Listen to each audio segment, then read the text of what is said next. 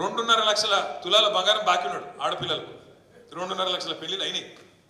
కాబట్టి ఆడపిల్లలకు కూడా అర్థమైంది బంగారం రాదు, ఇక బస్సు, ఇక ఆ బస్సు అందం చెప్పరాదు. నేను మా సీతక్క చెప్తాను, అవు బస్సులో అల్ల వెళ్ళిపోయారు తప్పని మేము ఎక్కడన్నాం అక్క, మేము అనలే. కాబట్టి దానికోసమే బస్సు పెట్టిరని మాకు తెలియక మేము మామూలుగా నడిపినాం. ఇన్ని రోజులు మాకేదో తెలియకపాయ పాపం. మీరు అప్పుడే చెప్తే బాగుండు. బస్సుల కుట్లు అల్లికెళ్ళితే తప్పని మేమెందుకంటాం అక్క? ఎక్కువ పెట్టు బస్సులు తన్నుకుంటాను, మంచిగా లేదు పెట్టు, మనిషికో బస్సు పెట్టు. మేమెందుకు అంటాం? మనిషికో బస్సు పెట్టు, మంచిగా అంత కుటుంబం పోయి మంచిగా కుట్లు అల్లికలు, అవసరమైతే బ్రేక్ డ్యాన్సులు, రికార్డింగ్ ఏం చెప్తారో చేయండి, మేమెందుకు అంటాం? ఏమంటారు చేయండి.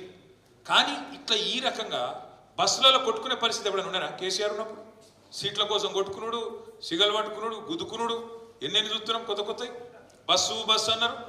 ఇవాళ బస్సు పరిస్థితి ఎట్లుందో మీరే చూస్తున్నారు. ఆఖరికి ఆర్టీసీ కార్మికులు